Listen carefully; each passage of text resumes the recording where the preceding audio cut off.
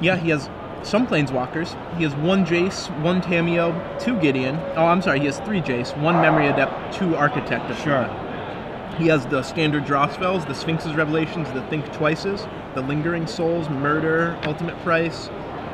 Interesting 4 Snapcaster Mage. Yeah. Something you don't really see in lots of the Esper control decks. All right, so they're off. Eric led off with a Hollow Fountain. Rich didn't have a turn 1 play other than just a Temple Garden.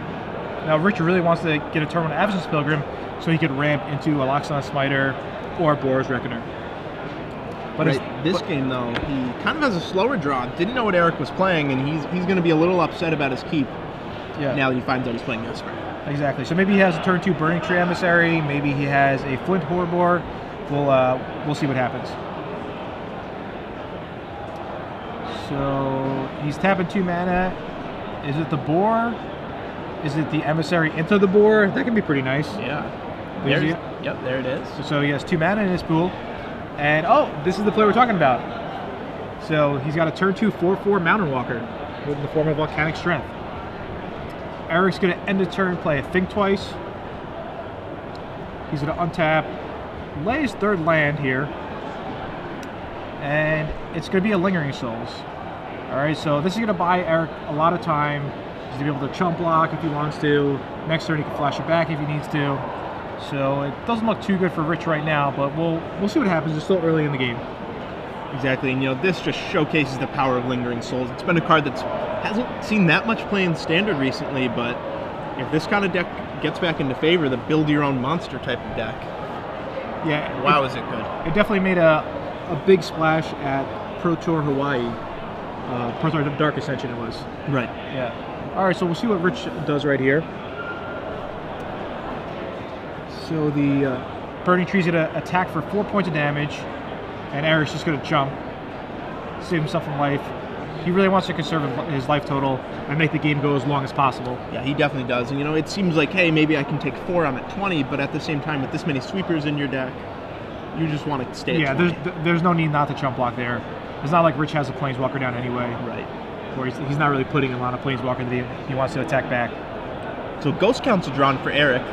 Yeah. And this draw for him looks excellent. He has 5 lands, all the mana to cast his spells, some of the most powerful cards in the matchup too, Ghost Council and Lingering Souls. All right, so he's flashing back Lingering Souls.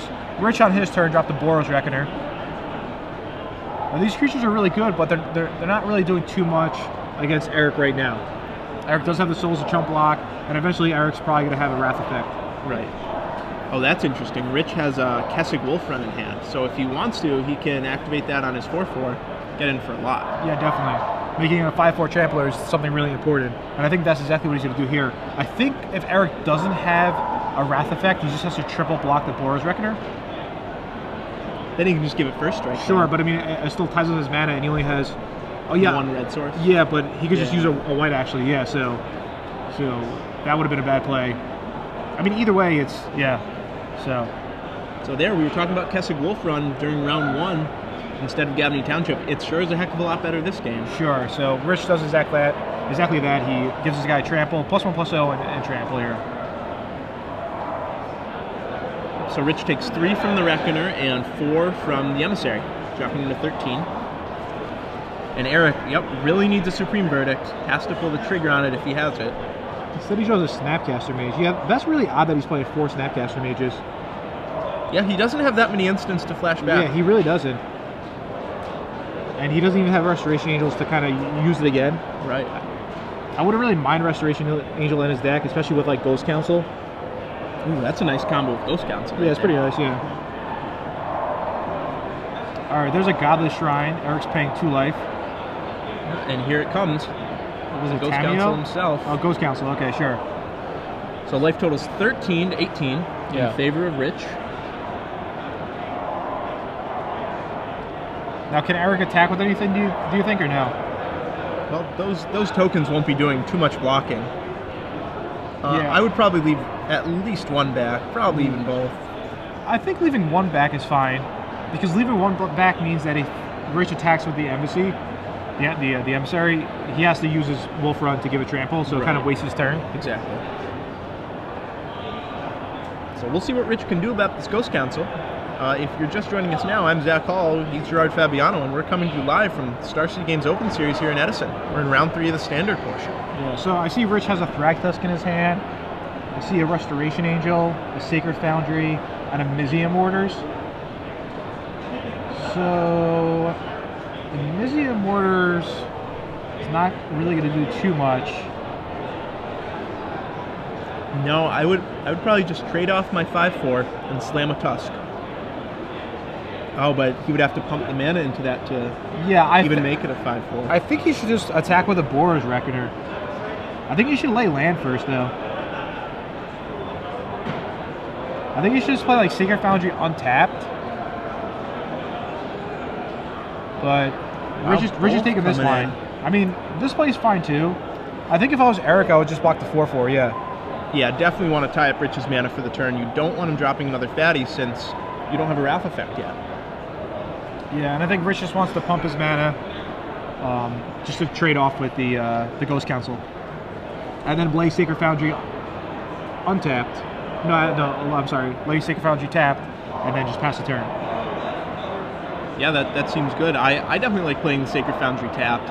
It seems like your life total is not really relevant if you're Rich, but those Lingering Souls, they can add up eventually. Yeah. Yeah, and he also wants to get his 5th land down so he has access next turn, if he draws a red source, to overload Mizium Orders. Right. So yep, there's the land, and he'll pass. Eric Pettinari, no more souls in his graveyard. Only has Snapcaster, land, Snapcaster, and was that a Gideon? Yeah, I'm not sure his hand exactly. Yeah, Gideon's up to the debate. They're not really too sure how good Gideon is. I haven't been too impressed with him, but at the same time, we're only 1 week into the standard format. So there's a main phase flashback, Think Twice. Any reason why he main phased the Think Twice flashback there? Can you see his hand? Yeah, I'm not sure why. He only has Snapcasters and Gideon in hand. I would rather play that trying to hit a Terminus. Alright, so Rich draws his 2nd Mizium Orders. Mizium Orders, not really too good in this type of matchup. Something like a Boros Charm just would be better here, you know, make you guys indestructible, go to the head. Right. Just give one of you guys double strike and kill him out of nowhere. So it looks like Rich, since he didn't activate the Wolf Run, he's just going to slam a Thragtusk. Yeah, definitely playing Thragtusk here is good. Alright, so Rich is going to gain 5 life and put down another threat.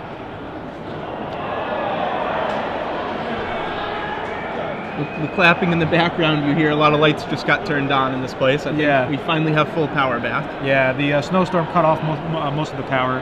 So there's another Think Twice from Eric at the end of Rich's turn. And Eric draws his card for the turn. And it's a Hallowed Fountain, I think, so no help. I don't think he has any Wrath effects, unless he's drawn one in the last turn. Yeah, he's really looking for a Supreme Verdict here. He does play the full 4. Yeah. Alright, so Eric plays his 7th land off camera. Oh, there it is. And there's a Supreme Verdict. So he did draw it in time. Must have been off the Think Twice. But it's not all bad, because Rich has a 3/3 Beast. Yeah. So Rich will get a 3/3 Beast into play. And Eric's probably going to just pass the turn, which he does. So, I mean, this game still looks really good for Rich. Just because Eric's has such a low life total. Right, and this Kessig Wolf Run is really going to put the pressure on him here. Yeah. He can just attack for 5. Oh, maybe not. There's a Snapcaster. Wow, okay, so Eric just plays a Snapcaster, and then he blocks. Now Rich should just definitely give his guy Trample. I was going to say, if Eric just had mana open, I just wouldn't even pump my guy. But now Eric just plays a Snapcaster. I really don't like this play at all. No, I don't see what this does, because this is just getting Wolf Run. Yeah, it actually makes you take more damage. Right. Yeah. And he lost a Snapcaster. So it just really makes no sense here. So Eric's going on to 3 life, I believe. Eric on 3, Richard on 17. Eric needs to come up with something to deal with this Beast token, but more importantly, that Kessig Wolf Run. Yeah, I mean, this is where these Esper decks really want like a Pithy Needle on the sideboard to stop something like Kessig Wolf Run or Gavany Township. Wow, and Snapcaster Mage has to just flashback Supreme Verdict. Sure. So now Eric might have thought that it was saving him damage playing the Snapcaster, but A, he lost the Snapcaster, B, he's still on 3 life, and now he's in range of just a Restoration Angel or like a Searing Spear. Right. If Rich played Searing Spear in his deck. So Rich will drop Thragtusk, go up to 22. More importantly, though, that's going to put Eric in a really tough spot. He needs to draw something like a Tameo here. Yeah, it just shows you how bad these control decks are getting rolled on. You know, every like control type deck we saw just got rolled so far. Yeah, and it really hasn't been too close. And I haven't been impressed with any of the control decks yet. Yeah. All right, there's Gideon. So this is the new Gideon. This Gideon only costs 4 mana. Unlike the last one, Gideon Jorah, 5 mana. Definitely really, really powerful. I feel this Gideon is not as good. The main problem is that the first ability doesn't really have an impact on the game. Right, exactly. The old Gideon, it changed the entire game. It basically created a sub-game. You have to kill Gideon before you can kill me. This Exactly. Gideon, they can just ignore it. Yeah, and I mean 15 loyalty to do his ultimate, it's a lot. Yeah, it's just not really reasonable. Yeah, there you can see it on the screen. I mean, once you get to 15, you get to exile all of the permanents. It has the current type of effect. Most likely you're going to win the game if it's just Gideon and nothing else in play. What, not sure. We just switched over for a second. Yeah, there we go. Not a big deal. We're back to our main match. I was going to say, I don't think we were looking away for that long. There's the Flint Hoof Boar. In response, Eric is going to Tribute to Hunger. So Rich is going to have to sacrifice his Thragtusk. Yep, Eric will gain 3 life. Eric's going to gain 3 life here. But now Gideon, it has no defensive ability, so it's just going to attack for 6. Rich is just going to ignore it. Exactly, yeah. Gideon's more of an aggressive card. Yeah, definitely is. Yeah, I don't really see Gideon fitting in Eric's deck, but I mean, we could be wrong here. So he's going to get the Flint Hoof Boar, haste, and I think he's just going to go in Eric's life total. There's no need to attack the Gideon. No, that Gideon is useless. Yeah, I think Eric's just reading the Gideon again just to make sure, but I really just don't like how they designed that Gideon. They designed that Gideon to be good in an aggressive deck against an aggressive deck. Sure. Well, I mean, it's just something different, you know? Right. And then I think Rich is just going to pass the turn here. He doesn't really have another play. He's holding 2 Restoration Angels and 2 Mizium Warders. Yeah, and especially with an opponent at 7, Restoration Angel is pretty scary. It's just always a threat. There's the Follow You Drown Yard from Eric, but I mean, seriously, people are still playing the Drown Yard because that's like their win condition. But against all these aggressive decks, it's just really bad. It's really bad just to try to Drown Yard your opponent out. It's just too slow and not really going to happen. Yeah, we haven't seen a game where someone's come close to Drown Yarding someone else out. Where it kind of used to be with the blue-black control decks. That's the only way they'd win. Exactly. And it was super consistent, and it usually worked. But now, it just doesn't seem like the right format. Yeah, honestly, instead of even playing all these Drown Yards, I would just rather have more Jace Memory Adepts, because at least it has another effect in the game. Yeah. You could just pump it, draw some cards, pump it, draw some cards. All right, so Gideon's going to attack here. Rich is definitely just going to take this damage. No reason not to. Yep, Rich is at 18, still 3 swings away from dying to that. Yeah, now Eric has a Snapcaster in hand, so he's probably going to go Snapcaster or Tribute to Hunger and then Declare blocks. That's most likely my guess. All right, so he does target the Tribute to Hunger. And I think Rich right here is just going to have to sacrifice the Beast token, I believe. Yeah, definitely the Beast token. At least the Flint Hoof Board, you can Restoration Angel. Exactly. So Eric will gain a little life. He'll go to 6. And he'll chump block. Yeah, I don't think Rich just wants to give a trample. Bring him down to... Yeah, I would probably pump it up for all my mana but 1 and then play an Havison Pilgrim. Yeah, exactly, yeah. That's definitely my play. Yeah. Oh, wow, he decides not to. He wants to instead end a turn Restoration Angel. So he's probably going to go Pilgrim, pass, hold up Restoration Angel. That's fine too. Yeah. That kind of gives him an out to a Supreme Verdict effect. Sure. So Eric's going to flashback his Think Twice from his graveyard. He'll draw for the turn into the Detention Sphere. And he'll draw again, and it's a Watery Grave, it looks like? Yep, Watery Grave. So nothing that's going to save him from this Restoration Angel. Yeah, this will just be game right here, because even if he Detention Spheres, tries to target the Flint Hoof Boar, in response, Rich is just going to play Restoration Angel, blink it out, and the Sphere is not going to do anything. Right, there is a 6 land off screen for Rich Nguyen. So even if none of that happened, the Keswick Wolf Run is still lethal. He only has 5 lands. Oh, I thought he had a 6th screen. No. He does only have 5. His 6th land is the form of Absence Pilgrim. Absence Pilgrim, right. Wow. Rich is going to block and then blink. I don't like this play. Rich's life total is not relevant. I guess he just doesn't want to die to some kind of shenanigans here, as he has Eric just DOB with the resto. Yeah, but now the fact that did he not declare a block? Did he just put in front of it and then thought about it? Was he just like dancing with the Gideon? Yeah, I don't know. Well, sure. It would be dancing with a pilgrim. Yeah, right. Yeah, I'm not too sure here. It's like he's tanking on the block, but we know it doesn't matter.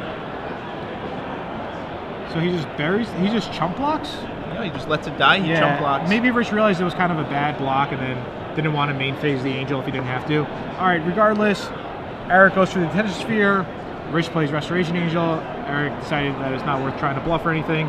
He just packs it up and moves on to game 2. Yep, he knows Rich is not going to forget to attack. Yeah, we are in round 3. Regardless of what the screen says, we're definitely in round 3. Just so you guys know, both these players are 2-0, so these guys' decks are doing pretty good, you know?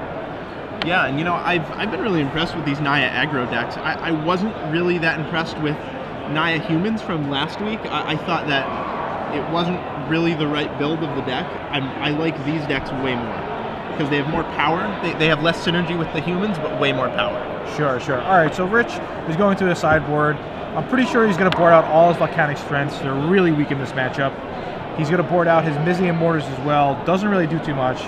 Instead, he's going to bring in Dorme Rade. He's going to bring in Zealous Conscripts, and he's probably going to bring in both his Ray of Revelations. So he's boarding out 4 Mortars and 3 Volcanic Strengths. That's 7 cards. He's going to go +2 Dorme Rade, +2 Zealous Conscript, +2 Ray Revelation. That's 6. He's probably going to want to bring in 1 or 2 copies of Boros Charms. And there's a good chance that he wants to bring in 1 or 2 copies of Rest in Peace as well. He did see Think Twice. He did see Snapcaster Mage. So he might just be thinking, hey, you know, even though Rest in Peace is mainly for a Reanimator type strategy, if Eric is playing 4 Snapcaster Mages, he did see 3 Snapcaster Mages this game. That's true. So has to figure the 4th is in there. That's a lot of non-creature spells to be siding in, though. What's he siding out for that? Well, he's siding out all non-creature spells. Okay, so he's boarding out 4 Mizian Mortars and 3 Volcanic Strengths. Okay, but you think he'll keep in the Rangers guile?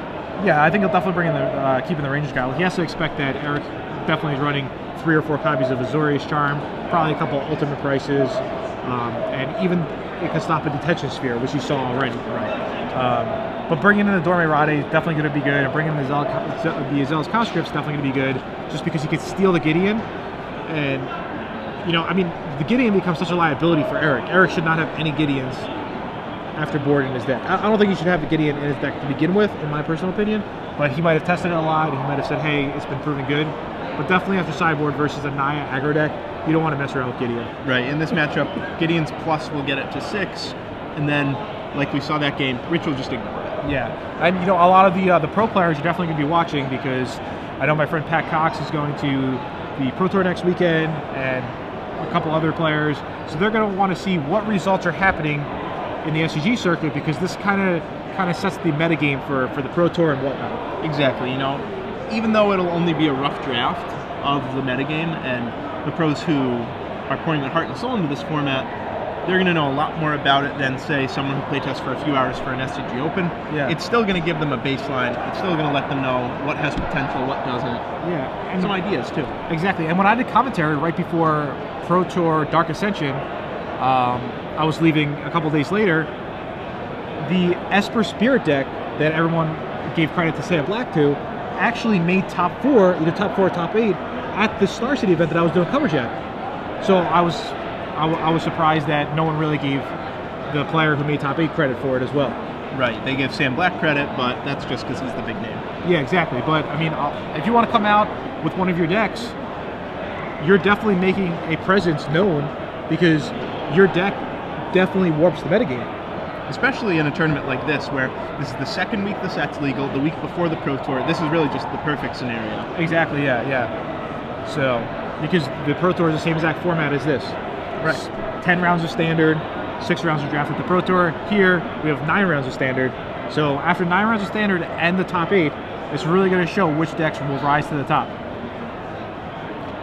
So looking at Eric's sideboard, he actually has quite a few tools for this matchup. He has Sever the Bloodline, he has Jace Memory Adept if he wants it. I don't think it's the matchup. He has Terminus, he has Blind Obedience, and he has Dungeon Geist. So that's a total of 7, maybe 8 cards he wants to bring in. Yeah, he has a lot of really unique choices, Eric. Yeah, I really like Dungeon Geist. I think that's a great card for this event. With no Drunk Skull Reaver, Captain? Yeah, because we're seeing way less Searing Spears, and we're just seeing a lot more of the Thragtusk kind of, well, the Thragtusk Resurgent, the Ghost Council. Sure. Not that great against Ghost Council, admittedly, but... But I get your point. Yeah. It's fighting against creatures, and if people are removing their Searing Spheres, and they're trading their removal for, like, Pillar of Flame, or, like, Is a Charm, for example, having the 3 toughness is slightly relevant. Exactly. So. We're just not seeing the kind of removal that makes Dungeon Geist not that good. There hasn't been that much of it. Yeah, I can definitely see that. So I think what he'll be taking out some number of Jace Architect of Thought, Gideon's, of course, maybe taking out some Snapcaster Mages. I'm not sure if he has that much time to mess around with those in this, because he doesn't have much 2-mana removal. Yeah. So they're doing a lot of shuffling. They have just under 30 minutes to finish the next 2 games.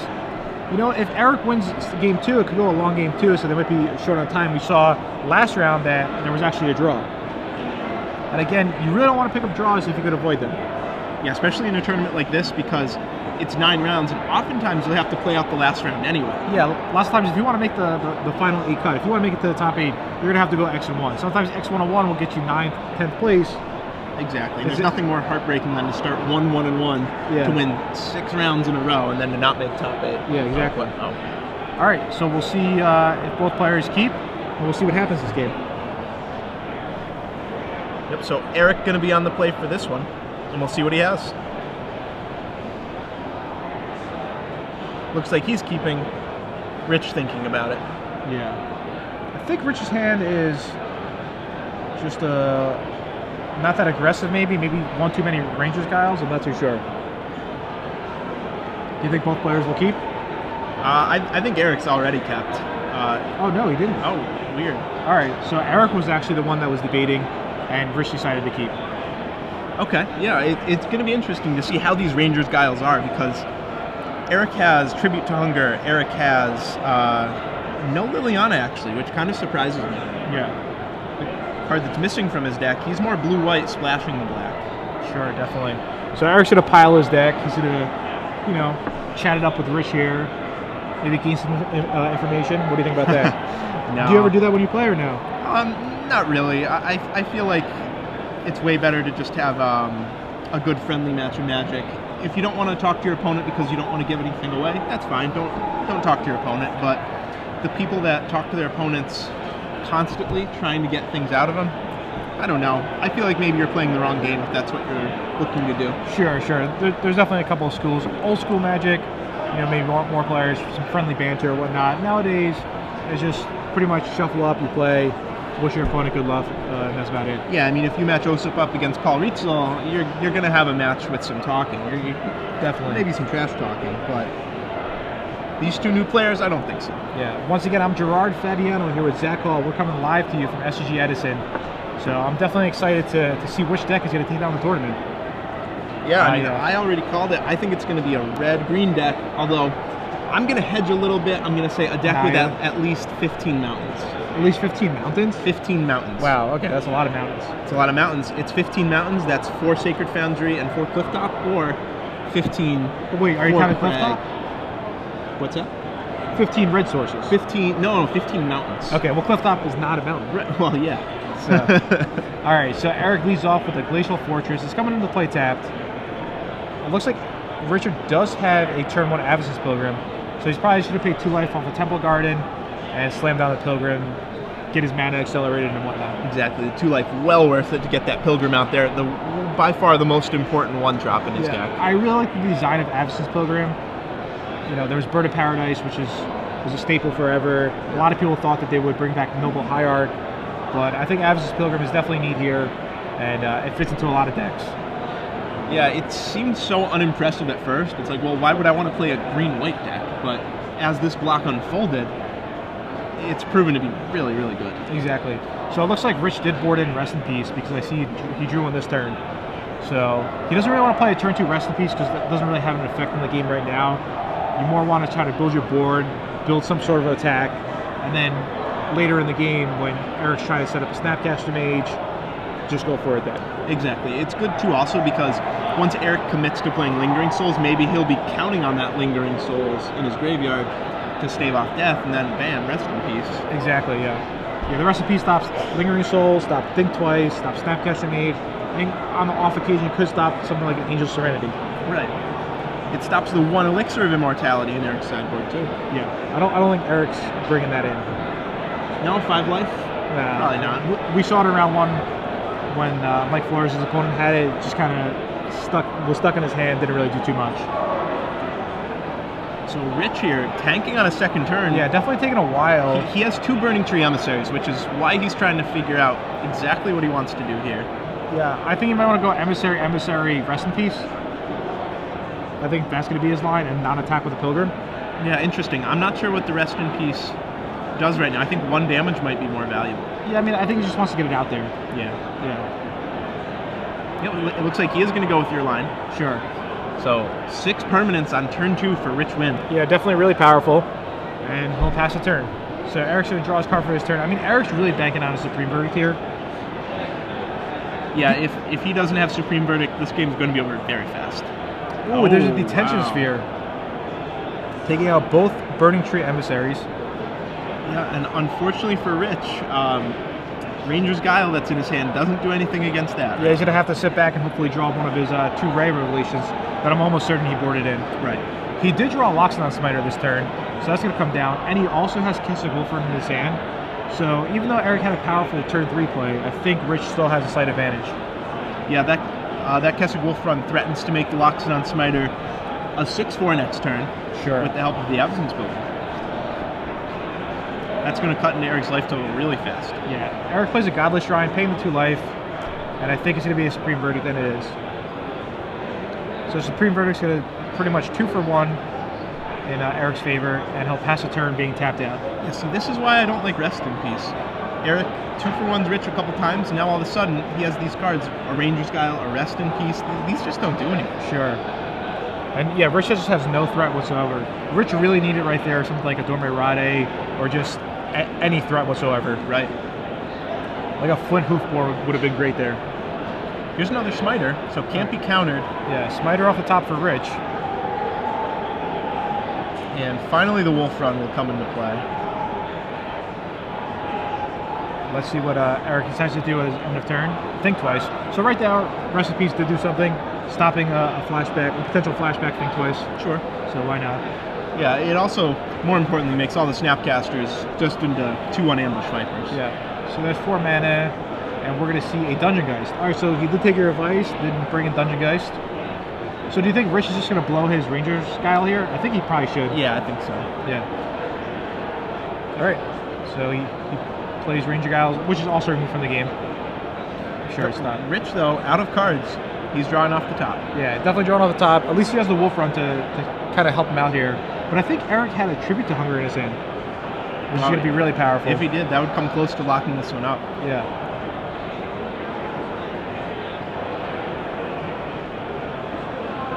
I'm not really sure what Rich is thinking about here. He has 1 play and 1 play only. Did you see what he drew or no? Because no. that could definitely... I mean, his play is definitely going to be attack, but if he drew something that he could play before combat, he might want to do that. I see what you're saying, yep. And it looks like it is. It's like 2 mana, might be a Burning Tree Emissary. I'm not too sure. It's like separating his mana. It is it really a Burning Tree Emissary? That would kind of make some sense because he could filter the mana and then use it on the Wolf Run. Yeah, that's right. Exactly what it is. So here it is, Wolf Run for 2. Yeah, it's going to be a Wolf Run for 2. Dash for 6. That drops Eric to 11. Yeah, 11 Rich life. is still at 18. Yeah, and that was actually a pretty good draw because at least that creature could suck up the Tribute to Hunger. Exactly. That's maybe one of the best draws in his deck, short of something like the Thragtusk. It lets him get in for the full 6, keep that pressure up, add another creature to the board. Sure. All right, so Eric's probably going to swing in here with Dungeon Geist, which he does. I mean, he's eventually going to have to kill Richard, He's not going to do it with the Valley Drown Yard, so he's going to have to go for the damage. So it looked like Eric kind of... Ooh. Alright, so he decides to Supreme Verdict here, which is fine. But the Dungeon Geist does die. Yeah. Alright, everything becomes removed from the game because of Rest in Peace. And I think Rich just drew a Subpetal Grove, some form of land. He'll probably just hold on to it and pass the turn. Yep, holding it up as a bluff, maybe a potential Restoration Angel. Yeah, it just makes your opponent think more. I mean, if you just played your land, your hands face up. Exactly. Yeah. So here we go. We're looking at a D-Sphere on the Rest in Peace. I'm kind of surprised about that. Yeah. I'm not sure what he has to make him D-Sphere that, but... Yeah, I would much rather hold my Detention Spheres. Just for, like, creatures or whatnot. Yeah, like a Flint Hoop War, for example. Yeah. Removing that Rest in Peace doesn't really do too much. Alright, so the Flint Hoof Boar is going to come in for 3 points of damage. Oh no, Eric is going to decide to use his Tribute to Hunger that he's been holding. Yep, so that'll bring him up to 14. Yeah. And Richard Nguyen, once again, left only with a land in hand. Yeah, I'm still shocked about the Detention Sphere play. I mean, I can't even imagine what Eric might have in his hand. Well, if he had a Snapcaster Mage to go with that Tribute... Yeah, that would make some good. sense. I think Eric's almost out of cards, too. He has is it a Snapcaster? One left. I mean, if the last card is Snapcaster, it's somewhat understandable, but I still would rather hold the Detention Sphere for just something else. Looks like he drew a Detention Sphere. Yeah. So Rich would just love to keep drawing Hasters, failing that a Thragtusk. Yeah, just anything pretty much. Or Ray Revelation. Yeah, or Mill Array of Level. Yeah. That would be a big game right there. Yeah. He would get back 2 creatures, so... Alright, so maybe Eric can mill him out? I feel like Rich wants a card like Sigarda or something in his sideboard. Ooh, Sphinx of Revelation for 3. That's definitely going to shift the game a bit more into Eric's favor. Yeah, and all Rich was thinking was, please mill me, please mill me, yeah, please exactly, mill me. Yeah. So there's a Think Twice, a Water Grave, and a Dungeon Geist.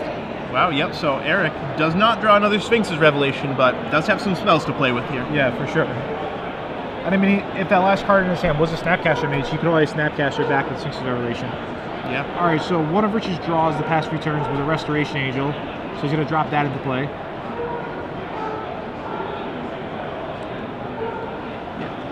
Alright. And that'll come in for 3. We'll see if he pumps it with the Wolf Run. Yeah. It'll depend on what he drew this turn, I guess. I mean, if I was Rich right here, I think I'll be fine just dealing 3 points of damage. Yeah, and this... Oh, he passed... there's a Snapcaster. So this last card was Snapcaster. So D-Sphering the Rest of the Piece makes a bit more sense right now. And yeah, Eric's just in complete control of this game. Now, the thing that both players have to be aware of is that Rich could win a game in 5 minutes. Oh, he definitely can. Yeah. Eric can't win a game in 5 minutes.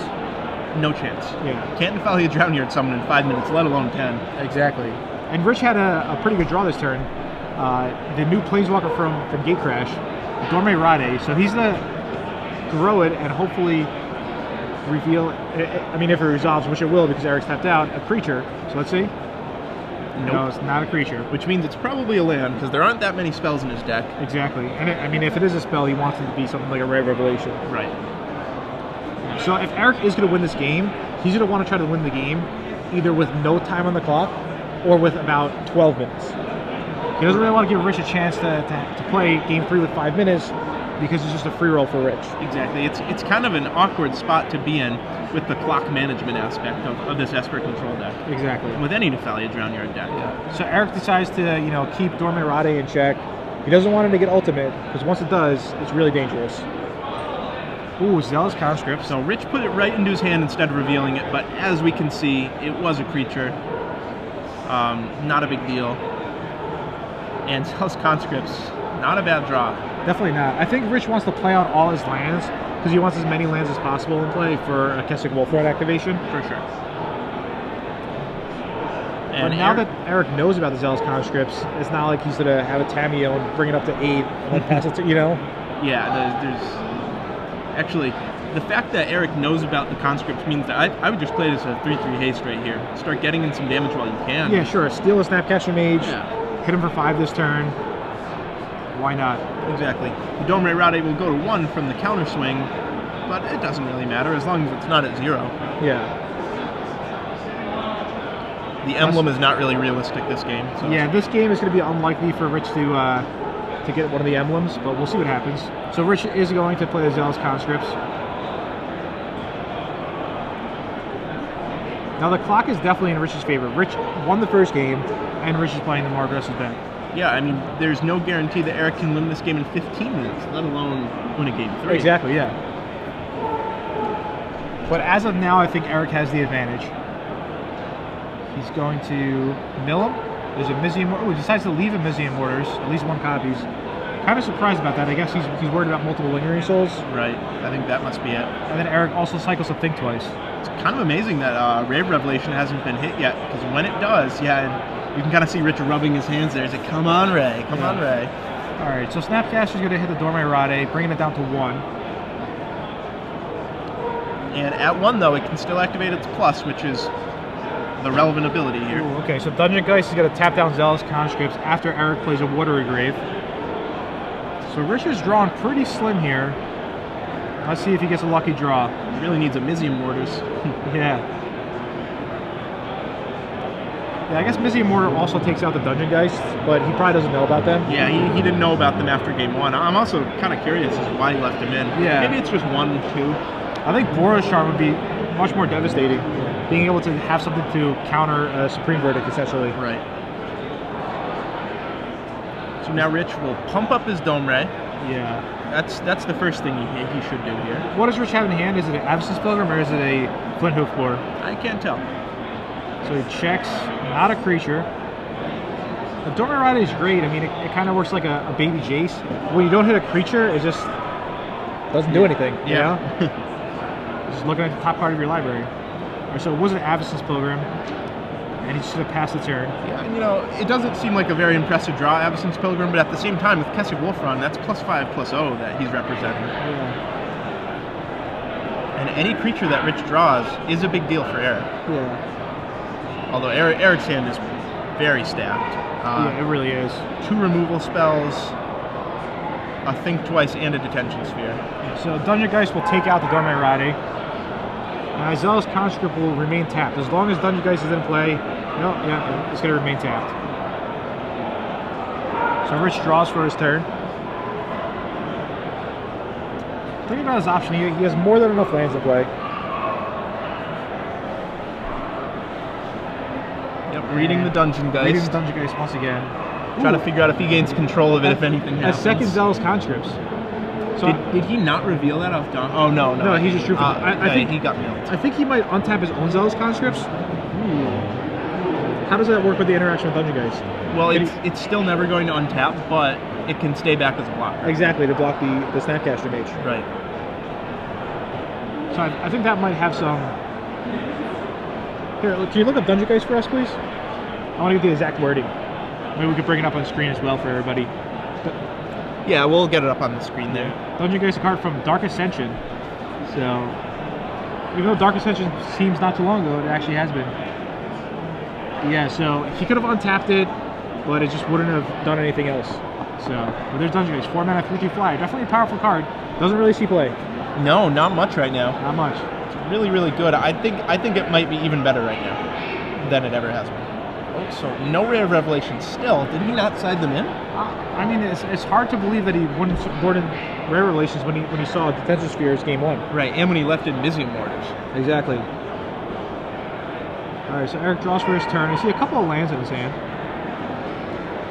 And here we are. We're at that 12-minute mark we were talking about earlier. Alright, there's another Detention Sphere. Wow.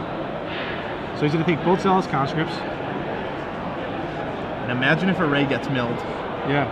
Well, I mean, it's only 1, but it's still good because it takes both Zealous Conscripts back. Right. If it resolves. Alright, Boros Reckoner. A decent draw here, especially with a Kessig Wolfram in play. Yeah. Any creature is good for Rich right now. Ooh, this is the new Edict from Gatecrash. It's 2 mana, 1 less than the Tribute to Hunger. It is called Blind Obedience. Nope. I don't see it on here. I didn't even think he was playing it. I didn't see it in the deck list. Oh, 1X. That's why. Devour Flesh. Yeah, one Devour Flesh, yes. Alright, Dungeon Geist is getting in there again. Even though it looks like Eric's going to almost certainly win game 2, it's going to be really tough for him to win this match. And I think Rich knows this as well. because Rich could just scoop it up here, but there's really no need to. Definitely not. Yeah. I would scoop it about 6-7 minutes. No, you definitely want more than 6 or 7 minutes because it's 3 minutes to shuffle. You probably want about 9 minutes. Okay. Yeah. Proper clock management is not really talked about that often, but definitely a big deal in this kind of matchup. Yeah. You can't change the pace of your play, but you could decide if you want to concede or continue to play. Exactly. You can change when you scoop. Yeah. So Rich just drawing another land here. Eric just beating him down with the 3/3. That's all he's got. And really, when the man lands rotated out, the Celestial Colonnade and the Creeping Tar Pit, these Espers, these like Esper-style control decks, they really, it's hard for them to close out a game. Yeah, they're too reliant on the Folly of Drownyard, but it's just so slow lots of times. Yeah. Unless you have double Drownyard going. Yeah, and Rich, I don't think Rich boarded in the raise. A change he'll surely make for the next game. All right, there's a Ghost Council. So that will definitely help speed up the clock. Yep. And another Temple Garden, so he scoops it up just about 10-minute mark. So it looks like Eric's in kind of a rough spot. The only way I can see Eric really winning is if he wants to go for the win here and kind of alters how he sideboards. I can see him bringing in more and more aggressive type style cards and kind of boarding out slower type cards just to try to win in 8 or 9 minutes. Yeah, he might board in both of his Jace Memory Adepts for that reason. He'll definitely keep all 3 Dungeon Geists in. Might even board in Blind Obedience. Yeah, I was thinking that too. Blind Obedience, like why not, right? Yeah. I mean, he should have Blind Obedience in anyway because of the Foot Hoof Boars and the Restoration Angels and just gaining life against an aggressive deck is really relevant. Yeah, I think, well, if I was Eric, I would be changing up my sideboard a good amount for this last game. I might even board it, boarding back in the Gideon, it's a little sketchy, but at the same time, you have to win somehow. Yeah, it is really sketchy because he saw multiple Zealous Conscripts. Yeah. But why not? I mean, it's kind of tough to settle for a draw in round 3 of the tournament. Yeah, I mean, if you're like 5-0 and you draw, 5-0-1 is fine because there's a greater chance that something like a 7-1-1 record will make the top 8. Yeah, that's one thing, but 2-0-1, it's a little less. Yeah, and I mean, lots of times people come out because they just want to play and they want to, determine a winner. Magic Online doesn't have any draws. It's like, what's a draw really? It's 1 point for each player, where the winner is 3. So it really de-incentivize someone trying to get a draw. Yeah, it's not ideal for either player here, for sure. Yeah, definitely. And there you see Rich. He's shuffling pretty fast. He knows that the time's running low. Eric actually surprisingly looks the one that's less concerned about it. Yeah, Eric is just a really relaxed guy. He's got all the time in the world. Yeah, he plays at the store in Pennsylvania that my friend actually co-owns, and he's always there playing Standard. Wednesday Night Magic Standard, Friday Night Magic Standard, and they have Sunday tournaments 2 Standard. So Eric is just a huge Standard guy. And Esper Planeswalkers has always been his pet deck. Even back when Jason the Mind Sculptor and Gideon and Elspeth Knight Errant were around, that's what he was playing, and he continues on. I kind of like those people a lot. They have one deck, like Pat Sullivan, mono red. Classic example. Mono red, always going to play mono red. Cedric Phillips, Kithkin, always going to play Kithkin in Legacy. He plays Dredge as well. He does. Yeah. I think just because he had his major success with Kithkin, it kind of holds a good heart, a good spot in his heart. But yeah, I mean, and it also is really good because you become so familiar with the deck. Exactly, and the cards might change from season to season, but at the same time, they all serve the same roles. Yeah, you know what roles you need for what matchups, and you know how to sideboard, and the style of the deck is always the same. Right. Whether it be mono red or it makes you a better player. Yeah, it really does. It might make you a more focused player, but definitely better at that deck. Lots of times, some of the players try to just pick up a combo deck or pick up a control deck, and they're not really too sure about the strategy. Even a more advanced player might have a problem with it. Yeah, when I try and play aggro decks at tournaments, I'm so not used to it that I really just play a lot worse than I would with a control deck. All right, so Rich is definitely going to be on the play here.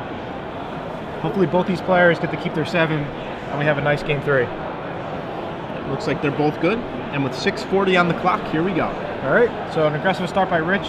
Temple Garden, bringing him down to 18 life, and he's leading off with the Absence Pilgrim, and I do see a turn 2 locks it on Smiter. Wow, that's huge. Yeah, it really is. And here we go. Oh, it's a Burning Tree Emissary into a Smiter too. Wow, that's even better. Oh! So turn 2, 9 power. That is just insane. Turn 2 9 power. Welcome to standard. Yeah, I'm gonna really be proud of Eric if he somehow pulls out of this one. It's like that would be really impressive. It would probably start with a Lingering Souls on turn 3, which is going to be way too slow. Yeah, he would have to go Souls into Verdict. That's his chance. All right, there's a Godless Shrine. Definitely doesn't want to pay the 2 life here if he doesn't need to. No. And here comes 9. Yeah, 9 points of damage. Eric's going to fall down to 11. Imagine if he just went like land Foothoop Boar as well. I think he's going Land Smiter or Land Reckoner. Yeah, I think he wants to play Reckoner here. No, Smiter's better, right? I'm not Either way, sure. it's lethal. Yeah. I'd say Smiter's better post-Wrath, so save the Smiter. Yeah, maybe. Yeah, I don't even know if it is. Yeah, so right now he's going to need a Souls. Does a Tribute to Hanger help him? He goes to 12. So that's... No. Souls. Well, Tribute, oh, yeah, it does. It would leave him at 1. Yeah, so Rich actually should have played Smiter, playing around the Tribute to Hunger. Yeah. So there's a Souls. He didn't want to get D-sphered, I think is what it is. Yeah. So he'll block Pilgrim and he'll block Smiter. Taking 11? No, I'm sorry. Yeah, taking 11. Dropping to... No, he's not taking 11. He blocks the two biggest guys, yeah. He blocked the Smiter, that's right, too. Taking 7, dropping to 4. Yeah. And now Rich will, of course, just say go because he only loses to Supreme Verdict. Exactly. There's no need to play the second Loxodon on Smiter here. So it's pretty much Supreme Verdict or bust. Land go. And it's not in Eric's hand. Well, there's a Dungeon Geist. That does not keep him alive. No. It doesn't keep him alive. There's a Tribute to Hunger, goes up to 6. Goes down to -3, you know. Flashback Souls. Snapcaster to block, maybe? I mean, Ultimate Price just does nothing here as well. Yeah, all of Rich's guys are multicolored. Yeah. Embarrassing against this deck. Yeah, really bad. So I saw that the judge put a die down. Our round timer might be wrong. They might be out of time. I'm not too sure, yeah. No. Maybe they're just preparing for it, I'm not sure. But either way, Rich only needs 1 more turn. Otherwise, you know, Eric's going to stabilize and the game's going to go longer anyway. Exactly. And the second that Eric didn't slam down the Supreme Verdict, all right, and that's game, yep. There it is. All right, so Rich win, times the clock pretty perfectly, and just got a busted draw in game 3. Yeah, and I can understand why he played this deck now. Burning Tree Emissary, it's